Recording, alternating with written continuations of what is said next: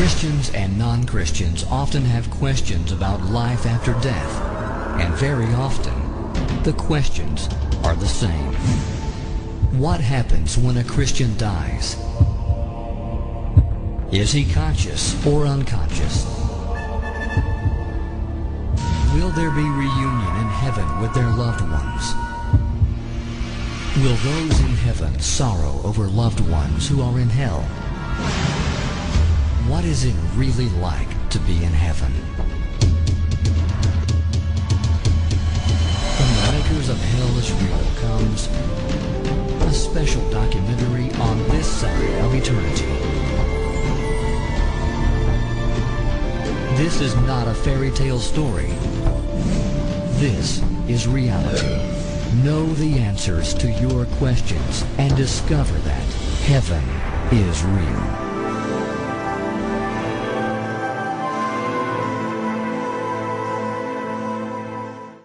The Bible describes it as a place of everlasting fire, place of torment, where there will be weeping and gnashing of teeth, where souls are tormented day and night forever. Join Pastor Emerita Barqueros as she shares vital informations that every person should know, revelations that will stand you, plus the terrifying screams that scientists heard as they were drilling to what they believe are the gates of hell. Nakakatakot. Kasi yung sound talagang alam mong galing sa hell. This is no horror story. Yung pinakamalakas na shout doon na maririnig mo, yun yung shout nung taong nagising siya. Hell is real. I'm here. This is reality. Hear what they have heard and discover that hell is real.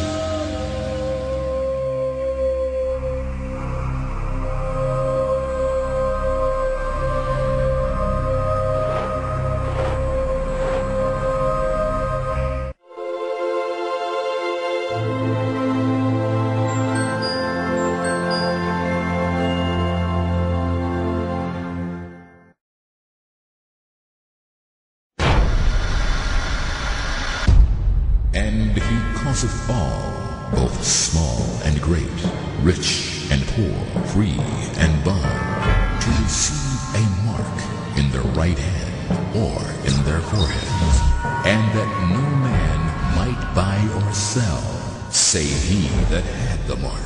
Kung wala kang mark na 666, hindi ka pwedeng bumili o magbili. Sa panahon din pong ito, wala pong makakapag-business na walang tatak.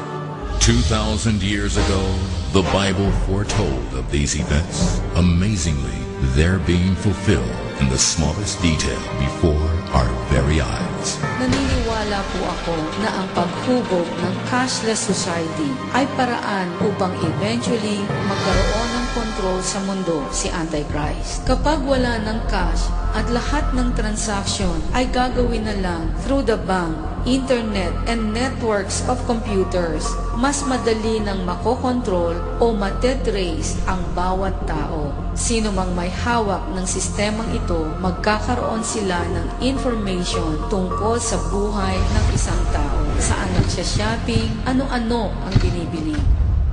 There is no doubt the rapid increase in technology that we see, the internet, GPS, surveillance cameras, electronic identification, chip cards, national ID cards, is preparing the way for 666.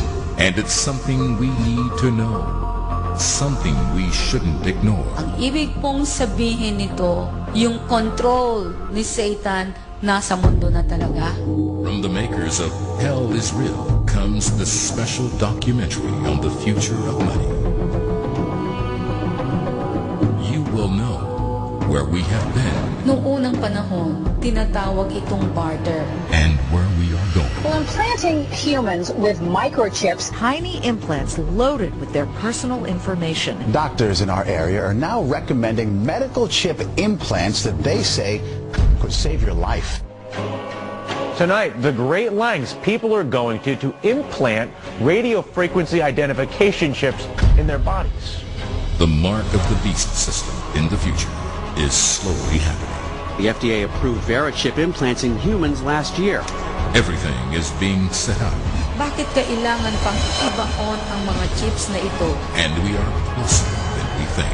Napakarami ng evidence. It is undeniable. Be prepared, for 666 is real.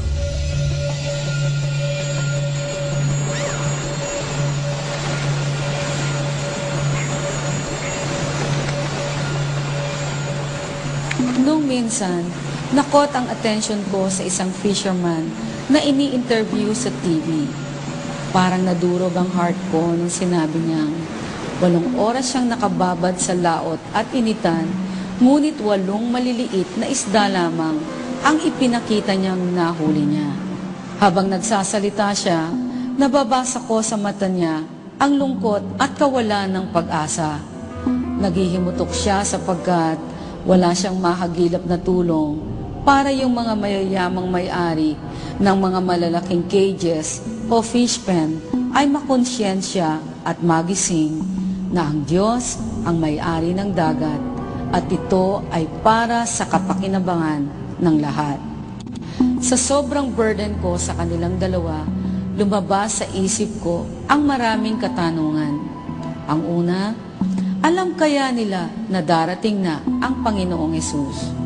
Aware ba sila na ang mga signs na inihula sa Bible sa pagdating ng Panginoon ay nangyayari na? Na-burden po ako sapagkat yung mahihirap na fisherman sa sobrang kahirapan, ang mundo niya ay parang umiikot na lamang sa number 1 niyang concern, ang makahuli ng isda everyday para mabuhay. Paano pa kaya niya iisipin at paghahandaan ang pagdating ng Panginoon? Mabibigyan pa kaya niya ng panahon mag-aral ng salita ng Diyos? Yung mayayaman naman na umaagaw ng opportunity sa mahihirap para makahuli at mabuhay ng mas mabuti-buti. Alam kaya nila na hindi sila bubuhayin at isasave ng dami at laki ng mga cages nila. Alam kaya nila na kahit okupahin nila ang buong dagat at makuha ang lahat ng yaman nito, baliwala lahat ito kapag dumating na ang Panginoong Hesus anytime, nakasama ang hustisya niya. Ang 2 uri ng mangingisdang ito ang sumasalamin sa 2 uri ng tao sa mundo, ang mahirap at ang mayaman. Ano man po kayo rito, ang documentaryng ito ay buong puso naming hinahandog gawa ng pagmamahal namin sa inyo.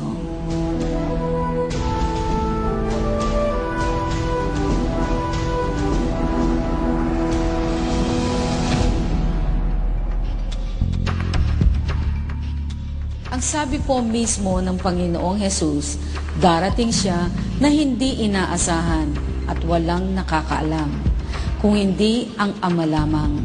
Jesus said in Matthew 24:36 and 44, "But of that day and hour no one knows, not even angels of heaven, but my Father only. Therefore, you also be ready, for the Son of Man is coming at an hour you do not expect." Si Jesus na ang nag-promise. Darating siya sa time na hindi natin inaasahan. Ibig sabihin, pwede ngayon busy kayong nagpe-prepare para sa party, kainan, inuman, o kasalan mamaya.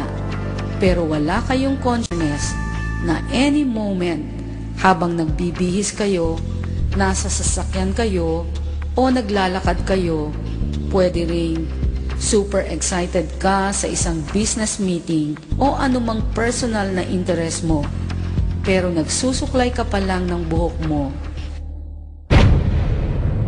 Pwede nang dumating ang Panginoon. The big question is, ready ka ba? Makakasama ka ba? Alam mo ba ang mangyayari sa iyo kapag naiwan ka sa pagdating ng Panginoong Hesus?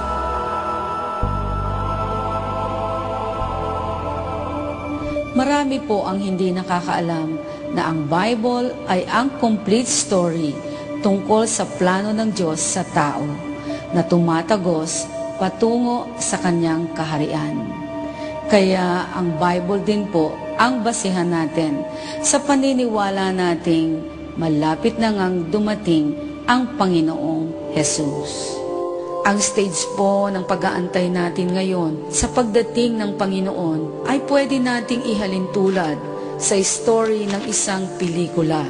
Parang inaantay na lang ng babaeng bida ang pagdating ng kanyang mapapangasawa at sila ay ikakasal na at magsasamang masaya forever. Ganito rin tayong nananatiling faithful sa Diyos. Inaantay na lang natin ang Panginoong Jesus ngayon para tayo'y kunin anytime as His bride. Dapat po nating maintindihan na since ang Bible ay parang story sa isang pelikula, mayroon din itong mga segments.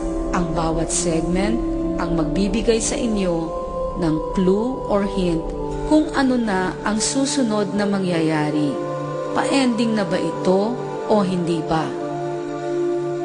As believers of Jesus Christ, dapat po tayong maniwala na darating na ang Panginoon sapagkat marami ng segment sa Bible ang natapos na. Makinig po kayong mabuti. Every 2,000 years, mayroong special segment o major event sa plano ng Diyos. Approximately 4,000 BC, na-create si Adam and Eve. After Adam and Eve, another major event ang nangyari. 2000 BC, ipinanganak si Abraham. Siya ang father of faith natin at ng Jewish people. 2,000 years later, ipinanganak naman si Jesus. Siya naman ang author and finisher of our faith. Siya rin ang Savior natin. Simula ng birth ni Jesus, ang sumunod na 2,000 years ay nung sinelebrate natin ang New Millennium noong year 2000. Kaya po tayo nag-e-expect ngayon ng major event sa generation natin sapagkat kumbaga sa pelikula, ang next segment mula sa life ni Jesus here on earth ay ang pinaka-climax na sa story sa Bible. Ito ay ang pagdating niyang muli para dagitin o kunin ang mga believers na mangyayari sa isang hisap mata lamang. Wala na po kasing natitirang story o climax sa Bible na susunod after the resurrection and ascension of Jesus, kung hindi ang muli niyang pagdating. Kaya dapat po tayong maniwala na anytime darating na siya. Dapat din po tayong maghanda para hindi po tayo mailigaw ng kaaway.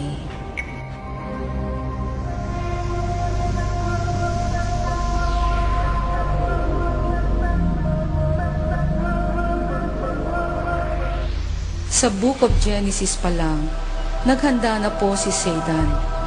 Nilinlang niya si Eva at Adan para maumpisahan na niya ang pagkokontrol sa tao. Ngayon naman, wala pong kamalay-malay ang maraming tao na ang gobyerno ni Satan ay matagal nang nakaporma dito sa mundo. Nasa finishing stage na lang ito at siya ay uupo bilang si Antichrist or the Beast na magkokontrol sa mundo at sa mga taong maiiwan dito. Si Antichrist ang magiging world leader empowered by Satan. Sa first book ng Bible, ang Genesis, inumpisahan ni Satan ang pagkokontrol sa unang tao, kay Eva at Adan. Sa last book naman ng Bible, ang Revelation, ipinahayag naman kung paano lubusang makokontrol ni Antichrist ang mga tao. Ang sabi sa Revelation 13, verses 16 to 18, He causes all, both small and great, rich and poor, free and slave, to receive a mark on their right hand or on their foreheads, and that no one may buy or sell except one who has the mark or the name of the beast or the number of his name. Here is wisdom. Let him who has understanding calculate the number of the beast, for it is the number of a man. His number is 666. In Tagalog, sa pilitang pinatatakan ng halimaw sa kanang kamay o noo ang lahat ng tao, dakila at taba, mayaman at mahirap, alipin at malaya, at walang maaaring magbili o bumili, maliban na may tatak ng pangalan ng halimaw o ng bilang na katumbas niyon. Kailangan dito ang talino. Maaaring malaman ng sino mang matalino ang kahulugan ng bilang na katumbas ng pangalan ng halimaw, sapagkat ito'y pangalan ng isang lalaki. Ang bilang ay 666. Sa verse 16, ang mga salitang sa pilitang pinatatakan, walang maaaring magbili o bumili, ay salitang pagkokontrol. Maliwanag dito na dadating ang araw na ang may tatak lamang ng number 666 ang makakapagtinda o makakabili. Isa ito sa magiging buhay ng mga taong magpapailalim kay Antichrist. As Christians, naniniwala po tayo na ang 666 ay hindi lang isang kathang-isip, kung hindi isa itong realidad, sapagkat ito ay inihayag sa Bible. Ang 666 ay isang reality na haharapin ng sino mang patuloy na susuway at maiiwan sa pagdating ng Panginoon. So time will come, hindi pwedeng bumili o magbili na walang tatak na 666. Kapag sinabing pagbili, magbili, buying and selling, involved dito ang money. Sa atin pong pagpapatuloy, gusto kong i-present sa inyo ang natatanaw ko kung paano tatagos sa mark of the beast ang present buying and selling natin ngayon. Gusto ko pong umpisahan natin ito sa pagbibigay ng background tungkol sa pinanggalingan ng first money.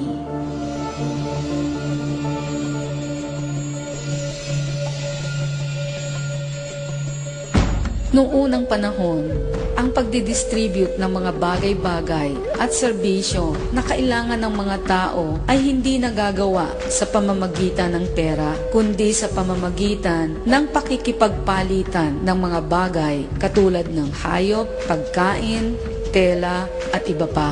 Tinatawag itong barter. Pero hindi ito nagtagal kasi na-realize nila na mahirap mag-transact ng business sa ganitong sistema. Kasi kailangan palaging magkatugma ang gusto ng dalawang taong nakikipagpalitan. Kaya sometime in the 7th century, naisip nilang gumamit ng precious metals, gemstones, gold, and jewelries. Dito nagsimula yung first coins. Ang first paper money naman ay naimbento sa China. Ang pinaka-famous Chinese na nag-issue ng paper money ay si Kublai Khan, who ruled the Chinese Empire in the 13th century. Nagkaroon lamang ang Europe ng paper money much later than in Asia because Europe didn't have paper till 1151 AD. Nung naging available na ang paper, nag-umpisa na ang pag-iiwan ng mabibigat na coins sa mga merchants kapalit ang handwritten receipts. Ang first banks naman ay pinaniniwalaan ng mga historians na pinamamahalaan ng goldsmiths in the Middle Ages. During that time, ang yaman ng mga tao ay nasa form of silver and gold. Para ito maingatan, pinatatago nila ito sa goldsmith kasi sila lang ang mayroong safe o vault that time. Then, mag-i-issue ang goldsmith ng resibo bilang katibayan na pinatago sa kanya ang gold or silver. Kapag mayroong gustong bilhin ang nagpatago, magwi-withdraw siya ng gold mula sa goldsmith para pambayad sa binili niya. Yung nagtinda naman, ide-deposito rin ang gold sa goldsmith. Later on, na-realize nila na sobrang maaksaya ito sa oras. Kaya nagpapalitan na lang sila ng resibo. Ang mga receipts na ini-issue ng goldsmith became the first banknotes. Ito ang ginagamit nila na parang money or checks natin ngayon.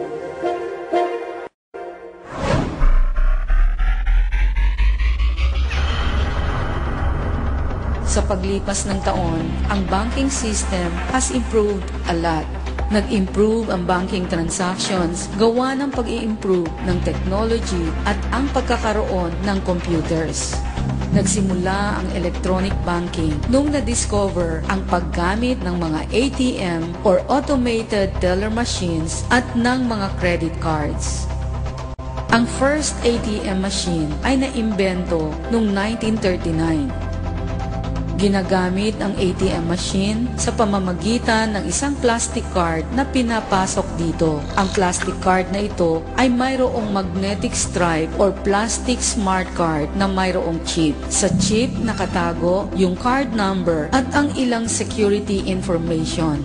Para maka-withdraw ng pera, kailangang i-verify ng cardholder ang kanyang identity sa pamamagitan ng PIN number o Personal Identification Number. Sa ngayon, ang ATM ay magagamit din sa pagbabayad ng bills tulad ng Meralco, PLDT, cable, insurance, taxes, cellphone load, fees sa credit cards, pati sa mga donations sa mga charitable institutions. Ang isa pang form ng electronic banking ay ang paggamit naman ng credit card.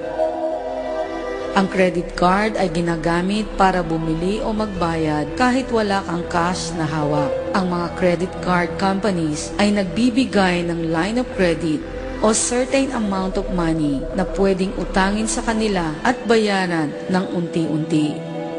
Maraming tao ang naeengganyo kumuha ng credit cards sapagkat marami itong pakinabang. Isa na rito ay ang convenience na hindi ka na magdadala ng malaking pera na pwedeng mawala o manakaw. Kapag mayroong emergencies, pwede mo itong pambayad. Kahit wala kang cash, pwede mong mabili kaagad ang gusto mo at mayroon kang time mag-ipon para unti-unti itong mabayaran. Sa panahon po natin ngayon, sanay na tayong makakita ng plastic card like ATM, credit cards, or ID card. Pero marami ang hindi nakaka-realize na patungo na tayo sa tinatawag na cashless society. Ibig sabihin, nakapasok na tayo sa mas pinalawak at mas pinabibilis na system ng buying and selling o pagkukomersyo na wala po tayong hawak na pera. How? Sa pamamagitan ng e-commerce.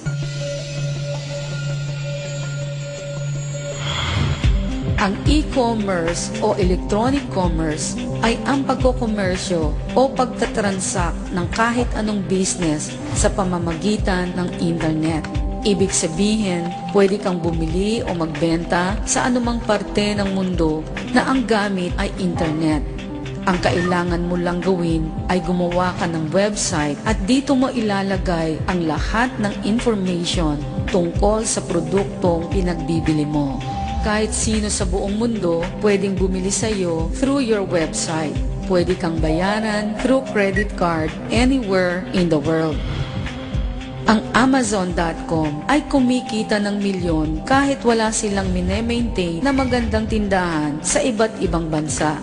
Because of electronic commerce, pwede silang magbenta all over the world kahit nasa warehouse lang ang produkto nila. Dahil sa mabibilis na development na katulad nito, ang paggamit ng cash ay nalalapit ng magwakas, gawa ng internet at ng credit card. Ibig sabihin, papalapit na tayo ng papalapit sa sinasabi sa Book of Revelation na darating ang araw na ang may tatak lamang na number 666 ang pwedeng makapagtinda o bumili. Naniniwala po ako na ang paghubog ng cashless society ay paraan upang eventually magkaroon ng control sa mundo si Antichrist. Kapag wala ng cash at lahat ng transaction ay gagawin na lang through the bank, internet, and networks of computers, mas madali nang makokontrol o matetrace ang bawat tao. Sino mang may hawak ng sistemang ito, magkakaroon sila ng information tungkol sa buhay ng isang tao. Kung magkano ang kanyang sinusweldo, saan ito napupunta, saan nagsha-shopping, ano-ano ang binibili. Posible ba talaga na mawala ang cash? Ang totoo, hindi lang po ito posible. Inihula na itong sa Bible. Kaya sigurado tayong ito ay mangyayari. Ang mga sumusunod na technology in terms of buying and selling ay tumuturo na doon na nga tayo papunta.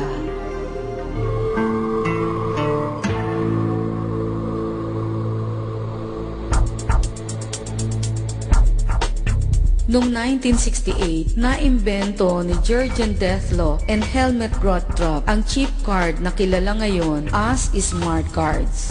Sa unang tingin, ang smart card ay katulad din ng common ATM at credit card. Pero mas maraming magandang features ang card na ito. Ang ilang examples ng smart cards ay ang prepaid phone cards, ganoon din ang loyalty cards na ginagamit natin sa mga malls kung saan nag-iipon tayo ng points every time tayo namimili. Ganoon din sa SIM card sa cellphone natin.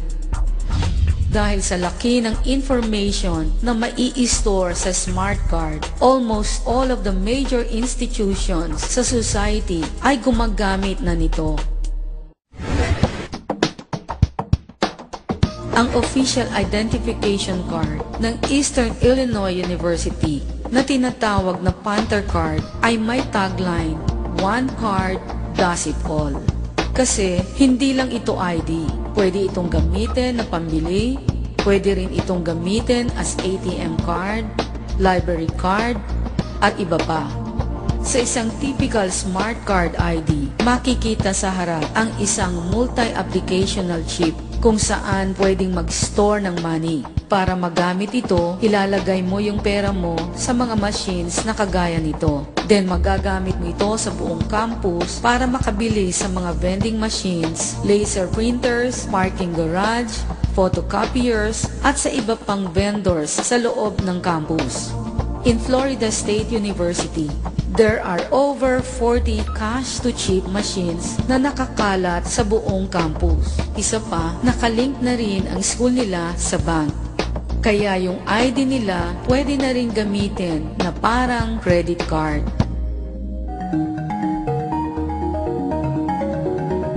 Sa France naman, naganap ang isang successful na healthcare smart card project. Ang ginawa nila, ipinagsama ng government yung mga health cards na ibinigay nila sa mga tao doon sa health insurance system. Naging successful ito kasi yung mga information tungkol sa patient, yung mga medical records, pati mga gamot na nireseta ng doktor ay pinadadala through electronic transfer. Kaya mabilis itong nakakarating sa health insurance agency na magre-reimburse ng pera. Before kasi, nung wala pa itong smart card na ito, umaabot ng 2 buwan yung process bago makuha ang health benefits sa French government. But because of the smart cards ngayon, yung process ay 2 days na lang kasi pwede na rin itong gawin sa doctor's office mismo. Sa ngayon, over 50 million use this card. Sa Germany naman, almost 70 million health insurance customers receive a health smart card. Sa Taiwan, naging successful din ang kanilang health smart card. Although maganda ang technology ito because of convenience at kahit iba-iba man ang ilang features ng mga cards na ito, mayroon po silang pagkakapare-pareho na dapat nating bigyan ng pansin. Una ay ang pagbabawas ng cash sa kanilang system. Dahil sa nagiging convenient ang pagbabayad at pagpaprocess ng papers, yung mga may ayaw nito sa simula ay nako-convince na rin later on. Naniniwala rin po ako na ganito rin ang mangyayari kapag nagro-rule na si Antichrist. Dahil sa maayos na sistema na kanyang ipapatupad, magiging parang sira ang ulo mo kapag kumontra ka dito. Magmumukha ka rin katawa-tawa sa mundo. Ang pangalawang pagkakapareho ng mga cards na ito ay ang pagiging mandatory ng system para sa lahat. Ibig sabihin, kung gusto mong pumasok sa school o magpagamot sa ospital, obligado kang gamitin ang card. Hindi pwedeng hindi ka gagamit nito at magpapailalim sa kanilang sistema.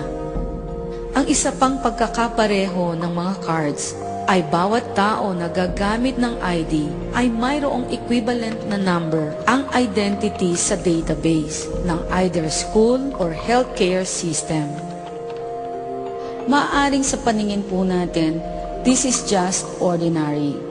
Pero naniniwala ako na ang pagkoconnect ng schools, hospitals, banking systems, and other institutions, pati na ang pagbabawas ng paggamit ng cash, ay ang pinakamalapit na senyales para matupad ang inihula sa Revelation 13. Na time will come, hindi ka makakabili o hindi ka makakapagtinda kung wala kang numero o yung mark of the beast. Kung hindi pa po kayo kumbinsido, makinig po kayong mabuti. Noong September 2001, ang Government of Malaysia ay nag-launch ng first multi-purpose smart identity card na tinatawag nilang MyCard. Ang card na ito ay compulsory mula sa age of 12 sa lahat ng citizen nila.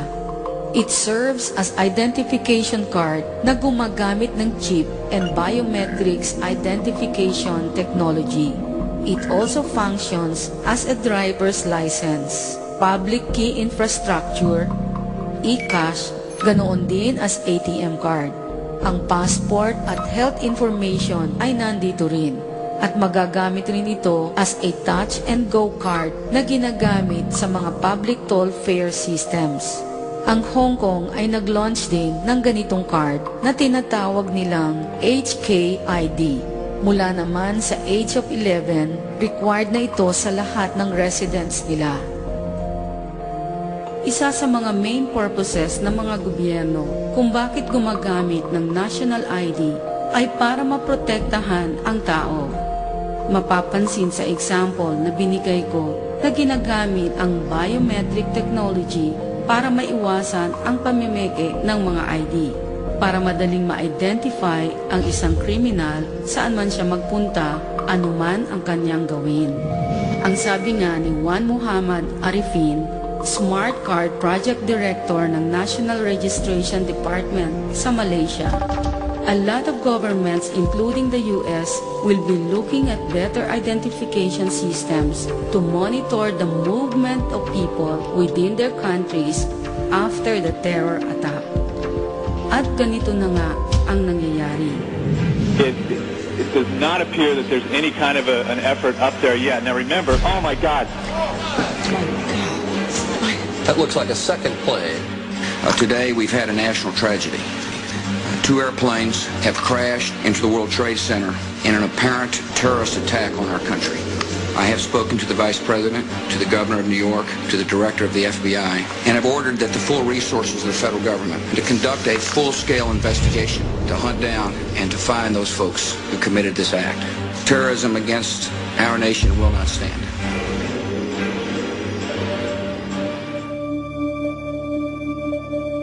But what really Congress needs to do is to use a biometric technology to create a new tamper-proof identification card. We need a tamper-proof card. If you're here legally working, here's your card, and you got to show it. And the business owner has got to call for it. And if they hire somebody without the tamper-proof card, they're in violation of the law and will be fined. Noong May 11, 2005, naipasa sa US Congress at pinirmahan ni President Bush ang tinatawag na Real ID Act. Nakasaad sa batas na ito na para maiwasan ang terrorism, kailangan bawat state sa Amerika ay gawing pare-pareho na yung mga requirements sa pagbibigay ng driver's license at ID cards. Kasi sa Amerika, ang mga driver's license ay ini-issue ng kanya-kanyang states imbes ng federal government, kaya iba-iba ang driver's license nila. Nung nangyari yung World Trade Center attack, na-discover nila na karamihan ng mga terrorists ay gumagamit ng fake IDs and driver's license. Kaya sa batas na ito, nagbigay ng mahigpit na guidelines at requirements ang federal government na dapat isubmit bago mag-issue ng license. Sa mga nagtatanong, anong masama sa National ID card? Ang malaki pong problema dito ay yung sinasabi ng mga privacy advocates na ang National ID ay magva-violate ng privacy ng isang tao. Why? Kasi magagamit po ito para mapagsama-sama ang mga personal information tungkol sa isang tao. If we have a national database as described in the legislation that Congress enacted, then someone is going to have one key to all of your data. Imagine how easy it would be to compromise that. The expense of Real ID is not the only problem with the law. I have serious concerns that it places Americans' privacy and security at risk. Ang mas nakakatakot pa dito kung ito ay tuluyang maipapatupad na by May 11, 2008 kung wala kang bagong ID at di ka susunod sa bagong system na nire-require nila. Hindi ka pwedeng pumasok sa isang federal building, hindi ka pwedeng sumakay ng eroplano, hindi ka pwedeng mag-drive ng kotse, hindi ka pwedeng magbukas ng account sa bangko, and in the process, hindi ka rin pwedeng magkatrabaho. Sa panahon ngayon, paano magpa-function ang isang tao sa modern society if he cannot drive, fly, hold a job, or have a bank account? Kung hindi ka pwedeng magtrabaho or have a bank account, how much buying and selling will you be able to do? Sa aking na-discuss na, ang paggamit ng smart card technology ay malinaw na proof na papunta na nga tayo sa tinatawag na cashless society. Ang pagkaimbento ng mga smart cards ay gagamitin para mawala ang cash sa sirkulasyon at gagawing electronic ang mga transactions in buying or selling. Ang development na ito ay hindi na mapipigilan sapagkat una, nakahula na nga ito sa Bible. Pangalawa, marami na ngayon ang may gusto nito mismo sa government, sa business, and banking sector, pati na rin ang ilang private individuals. Bakit nila ito gusto? Number 1, mababawasan ang mga crime tulad ng pagtitinda ng illegal drugs pati pang-hold up sa mga tao at mga bangko. Number 2, pag cashless na, mabilis na ang transactions. Hindi na magiging problema kung walang pangsukli ang mga stores. Hindi mo na kailangang pumunta sa ATM o sa bangko pag naubusan ka ng pera. Number 3, ito ay para ma-improve ang money management. In a cashless society, everything is documented. Makikita mo kung saan mo nagastos kahit yung maliit na binili mo. And number 4, ang pinakagustong benefit ng government sa cashless society ay yung increased national security. Kasi cash ang ginagamit sa pag-finance sa mga terrorist activities. Kapag cash ang ginamit, walang means para matrace kung kanino galing ang pera. Pero sa cashless society, everything is traceable. Sa tindi po ng banta ng terrorist attacks, ganun din ang crimes, kidnappings, stealing, and killing sa mundo, kasama na ang conflict sa iba't ibang bansa at religions. Para ang natitirang solusyon na lang para magkaroon ng peace at protection ay ang pagtatrack sa mga tao sa lugar, kilos sa mundo. Kung mapapansin po ninyo, marami na ang gumagamit ngayon ng mga surveillance camera for protection.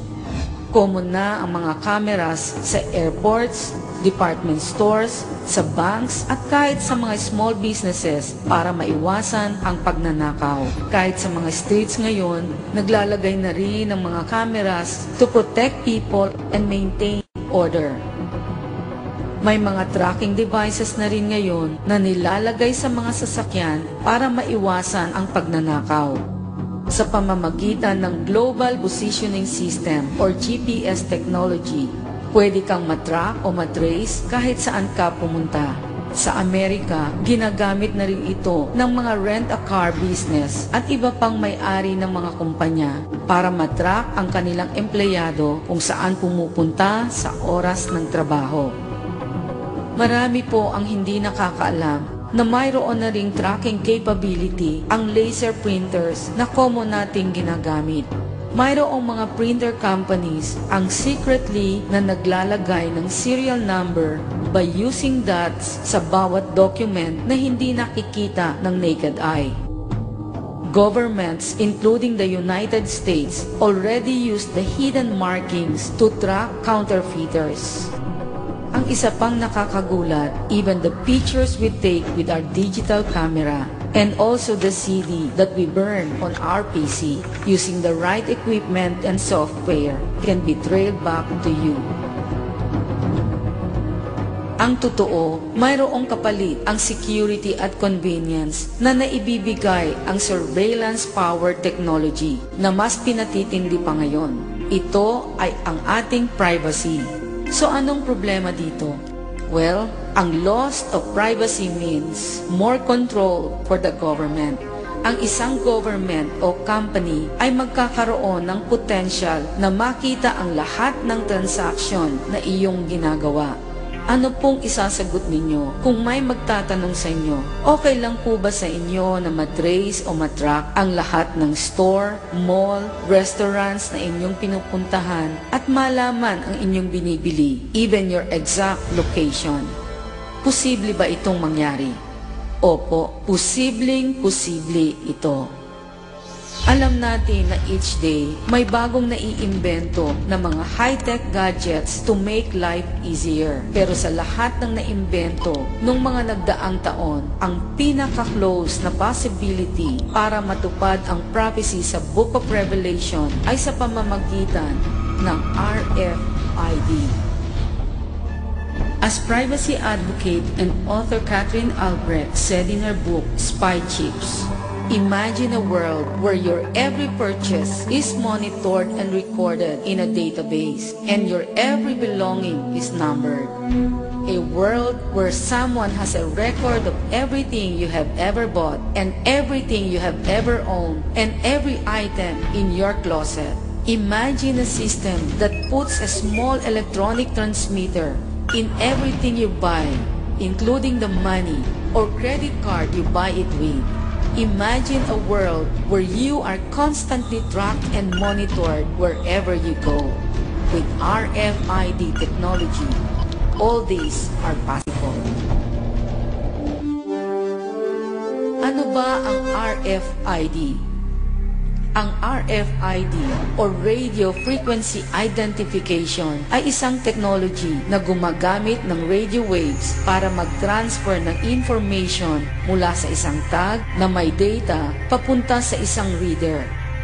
Ang RFID system ay nakabase sa kaparehong radio waves para po tayo makapakinig sa paborito nating FM or AM station. Ibig sabihin, ang RFID system ay pwedeng mag-travel o tumago sa bintana, sa kahoy, kahit sa mga pintuan. Ang paggamit sa RFID ay limitless, pero gusto ko pong mag-start sa retail sector kasi dito po may koneksyon ang buying and selling natin na inihula sa Book of Revelation. Noong October 1999, si Kevin Ashton, isang brand manager sa Procter & Gamble, together with Professor Sanjay Sarma from the Massachusetts Institute of Technology, founded the MIT Auto ID Center, isang organization na nagre-research at nagde-develop para magamit ang mga RFID tags sa industry. Ang Auto ID ay gumagawa ng numbering scheme called EPC or Electronic Product Code na nagpo-provide ng unique o walang kaparehong serial number sa kahit anong produkto. Sa barcode, ang bawat kahon ng dilata ay isa lamang ang serial number. Pero sa RFID, bawat produkto ay may kanya-kanyang serial number na walang kapareho. Ang ultimate goal nila ay para mag-create ng physically linked world kung saan ang bawat item dito sa mundo ay mayroong number na pwedeng ma-identify at ma-track. Sa warehouse pa lang, makikita na ang convenience nito kaya maraming oras ang matitipid. Trackable din ito kaya pati ang shipment ay madaling malaman kung nasa tamang lugar at tamang oras ito.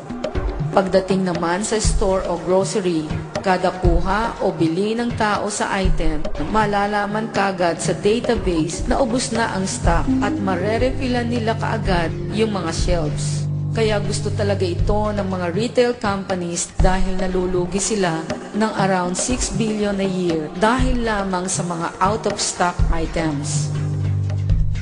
Sa Germany, makikita natin yung sample na ginawa nila on how we will shop in the future. Ang Metro AG Group is Germany's largest retailer and the 5th largest in the world. Metro operates more than 2,300 retail stores in 28 countries. Nilaunch nila kasama ang iba pang kilalang companies yung tinatawag nilang Future Store Initiative. Para itong test lab sa mga technology na gusto nilang i-implement in the future. Kapag pumasok ka sa store na ito, makikita ang mga high-tech na gadgets na hindi malayong magamit din natin in the future. Gagamit ka ng tinatawag na personal shopping assistant. Una, i-scan mo yung loyalty card mo, then lalabas doon yung mga kailangan mong bilhin. Since RFID enabled yung card, bawat lagay mo ng product, automatic na itong lalabas sa screen. Bawat produkto na bibilhin mo ay mayroon ding RFID tag. Kahit mga fruits like banana ay magkakaroon ng serial number. Kapag gumagamit ka ng smart scale sa pagtimbang, pipicturean nila yung napili mong fruit. Then automatic, lalabas na yung tag na may RFID. Pagdating sa checkout counter, hindi na kailangang isa-isahin pa ang bawat produkto na nasa cart mo.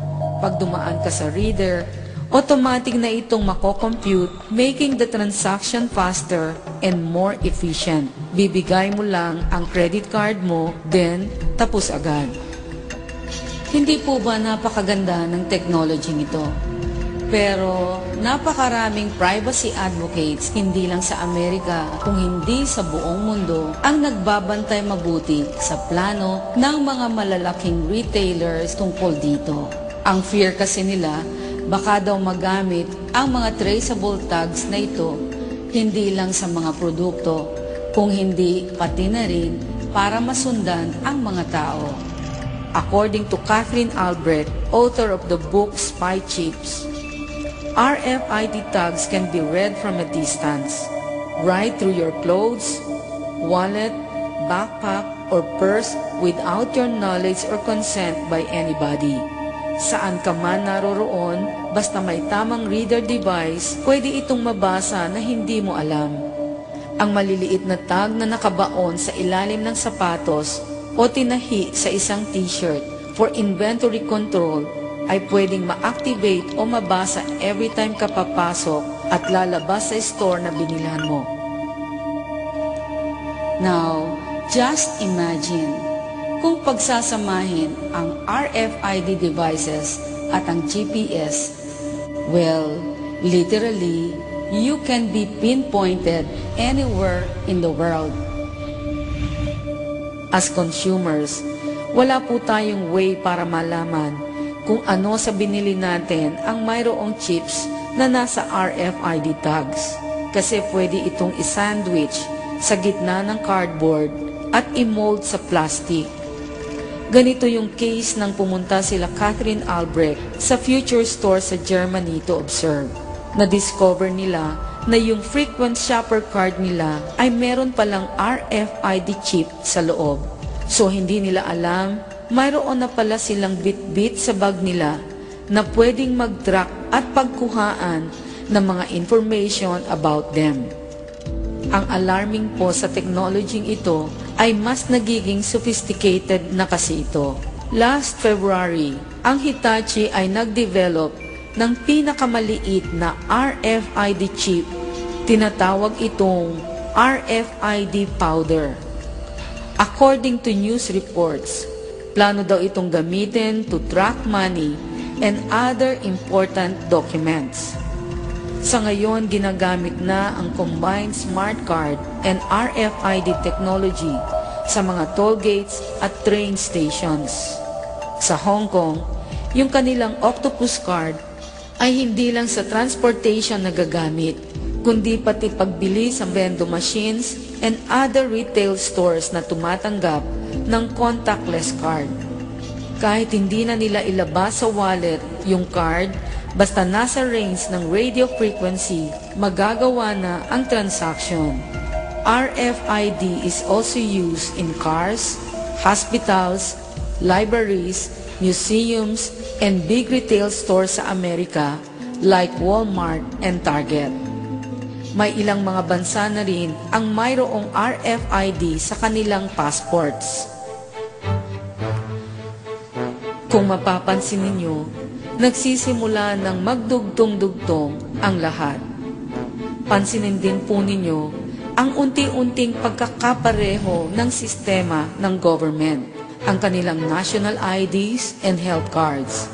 Ganon din ang banking sector, ang kanilang credit at debit cards. Ganon din ang mga schools, private companies, hospitals, malls, and groceries.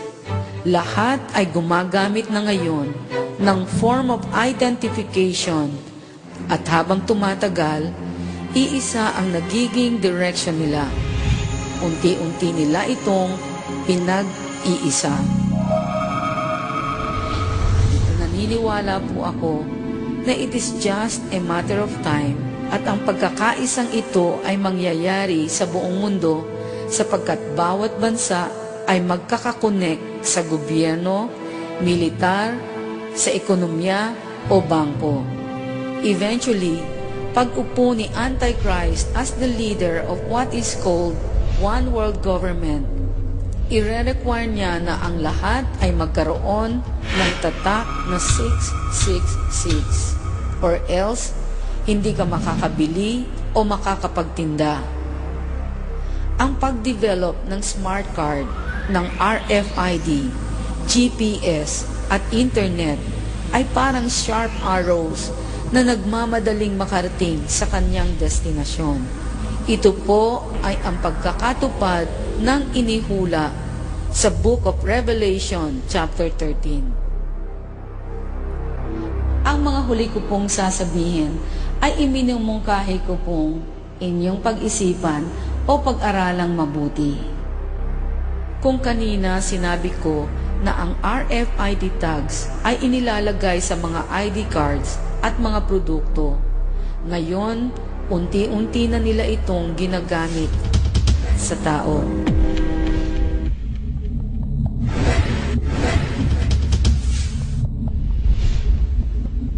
There's a new attraction for clubbers. It means they have no need for cash or cards.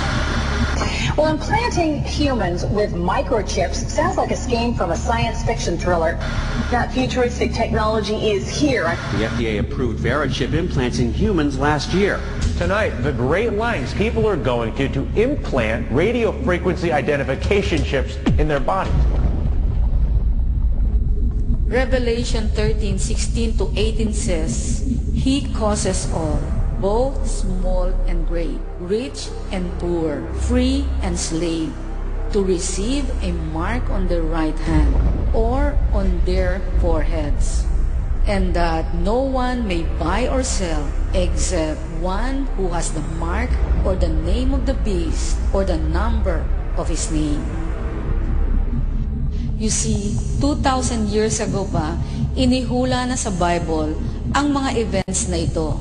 At ito ay nangyayari to the smallest detail before our very eyes. Applied Digital Solutions could track human beings by satellite. We are working on a product that we have called internally a PLD, which is an implantable GPS. It is the first implantable microchip for humans that has multiple security, financial, and healthcare applications. Ang Applied Digital ay nagmanufacture ng very chip. Ito ay maliit na device na kasing liit ng butil ng bigas. Sa loob nito ay mayroong computer chip and RFID technology na pwedeng i-inject sa skin. Ang bawat chip ay mayroong unique, personal, financial, and medical information. Kapag binasa ito ng scanner, ang maliliit na chip na ito ay magbibigay ng ID number sa doktor at ospital para ma-log on nila sa website na mayroong identification ng pasyente. Noong May 10, 2002, a historical moment took place when Jeffrey and Leslie Jacobs and their son Derek received implanted berry chips on national television. Nakilala sila as the first family to get chipped. Pagkatapos nila, sunod-sunod na ang nagpalagay nito for several reasons. As of 2004, 7,000 berry chips has been sold. About 1,000 has been implanted and is used at more than 5,000 institutions across the globe in security, in government, and healthcare environments. Mexico's former Attorney General, Rafael Macedo de la Concha, and many of his employees had themselves implanted with these chips as a way to secure access to a sensitive records room. Sa Barcelona, Spain, the Baja Beach Club offers vacationers a means to pay for services without the bother of wallets. After a painless injection, food and drinks are paid for with a wave of a hand. That's right. A computer chip injected under the skin is being used for buying and selling right now. Sabi ng gumawa nito na si Scott Silverman, Chairman and CEO of Applied Digital Solutions, we believe the market opportunity for this technology is substantial and high-profile successes such as in Spain will serve as catalyst for broader adoption. Sa mabilis na pag-increase at pagtanggap ng technology sa mga higanting bansa, imposible po na isipin nating coincidence lamang ito at hindi ito magpe-prepare for 666. Bakit po? Kasi napakarami ng evidence at sobra-sobra na ang dami ng coincidence na tumuturo sa inihula sa Book of Revelation. Ang sabi sa Revelation 13, sa pilitang tatatakan ng 666 sa right hand o sa noo ang mga tao para makabili at makapagbili. Mark ito ng beast kasi kapag meron ka na nito, pag-aari ka na ni Satan at 100% ang destiny mo ay sa hell. Now, bakit kailangan pang i-implant o ibaon ang mga chips na ito? Unang-una, para maiwasan ang pagkasira nito, ang pagpe-fake dito, at pagkawala o pagnanakaw. I also believe na pinili ang right hand para mabilis ang transaction. Karamihan kasi ng mga tao ay right-handed. Pinili rin ang forehead kasi kung putolang kanang kamay o left-handed ang isang tao, ang noo ang pinakamainam lagyan ng 666. Kasi magbabaw lang sa tapat ng scanner tapos kagad ang transaction. Naniniwala po ako na ito ang pinaka-logical at pinakamalapit na technology na gagamitin ni Antichrist sa kanyang gobyerno na malapit ng mabuo. Kaya mas bumibilis ang development at mas lumalawak ang application nito.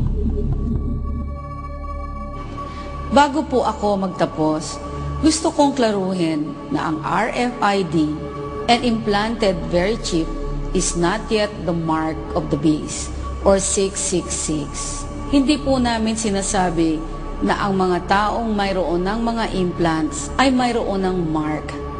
Ang pinipresenta lang po namin ay ang technology na pinaniniwalaan namin na naghahanda at nagpapabilis para maisakatuparan ang sinasabi sa Bible na no man can buy or sell unless they receive the mark of the beast. Kapag nahayag na si Antichrist, naniniwala po kaming gagamitin ang system at technology ito. Kasi kung hindi ito, ano pa? Ito na po ang system na ginagamit ng mundo natin ngayon. If you analyze history, technologies are being upgraded and upgraded para magamit sa daily lives ng mga tao. And the upgrading never stops. Kaya mayroong iniimbento para gamitin. When I was in college, wala pang cellphones and texting. Wala pang emails. Who would have thought na darating ang time na ang pagpapadala ng sulat sa mahal natin sa buhay na nasa ibang bansa ay magagawa na lang in a matter of seconds? Who would have thought many years ago na darating ang time na ang pakikipag-usap sa kahit sinong tao saan mang sulok ng mundo ay magagawa through chatting, kung saan pwede mo pang makita ang taong kausap mo. Hindi katulad ng napakamahal na overseas call noon. Who would have thought na darating ang time na halos lahat ng tao, kahit sa naghihirap na bansa, ay mayroong cellphone, na dati ay para lang sa mga businessman at mayayamang tao. Ngayon, mayaman man o mahirap, kahit mga magulang, nagagawang bilhan ng cellphones ang mga anak kahit bata pa lang. Dahil sa bilis at walang tigil na pag-iimbento ng mga kumpanya, ang kanilang mga inimbentong produkto ay mabilis na ring bumababa ang halaga, making it more easier for people na hindi ganon kayaman para makabili ng mga gadgets katulad ng cellphone and computer. If you look back with what we have just discussed, sa palagay po ba ninyo, posible na ang mga technology sa ibang bansa ay hindi na magtatagal at mai-implement na rin dito? Hindi kaya kagaya po ng cellphones, internet, emails, blogging, and chatting na nagsimula sa ibang bansa ay ngayon parte na ng ating daily lives? Hindi kaya na ang mga latest technology na pinag-uusapan natin ngayon in a few months or years ay nandito na rin sa ating bansa? Remember na halos lahat ng technology, even trends sa lahat ng aspeto ng buhay at lipunan ay kinokopya natin sa ibang bansa. Kung ano ang bago, siya rin nating gusto. Gustong bilhin, gustong kopyahin. Walang masama sa technology o sa mga gadgets na ito, sapagkat naniniwala kami na ginawa ito para sa benefit ng maraming tao. At habang mayroong opportunity ang mga tao, walang makaka-stop sa pagpupush pa ng mas bago na technology, sapagkat inihula din po ito sa Book of Daniel, chapter 12, verse 4, na sa end time, knowledge shall increase. Ang documentary pong ito ay ginawa namin sapagkat bilang isang Christian, ang payo ng Panginoong Yesus ay mahalin ang kapwa katulad ng sarili at maging watchful o mapagbantay sa nalalapit niyang pagdating. Binigyan niya po tayo ng mga signs na nangyayari at nakikita na. Ang sabi niya, once we all see this, we know that His coming is near. ang totoo, ang inihayag ko po sa inyo ay katuldok pa lamang sa dami ng mga inihulang mga signs na nangyayari na.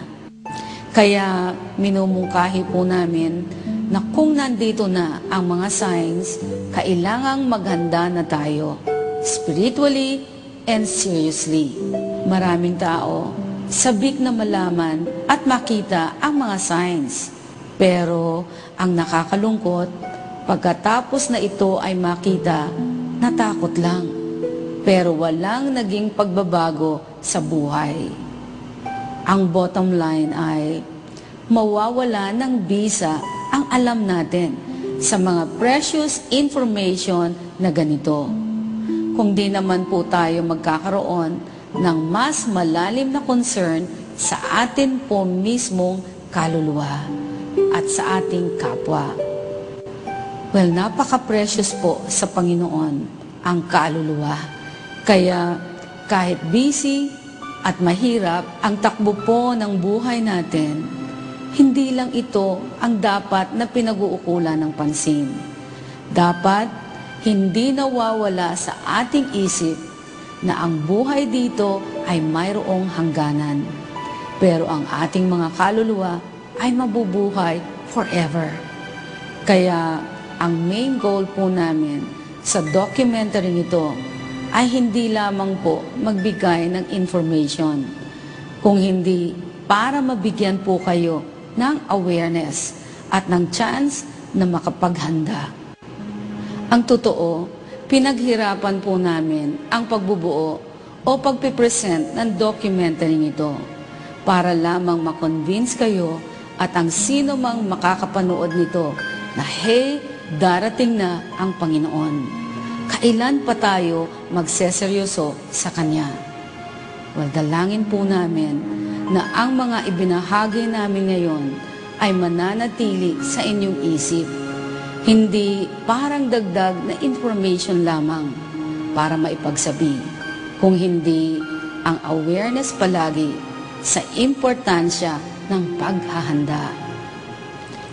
Ngayong alam na po natin na malapit nang dumating ang Panginoon, sabay-sabay po sana tayong maburden at magtulungan sa pagsishare ng truth na ito para po marami tayong mawin na kaluluwa sapagkat ito po yung number 1 sa puso ng Panginoon.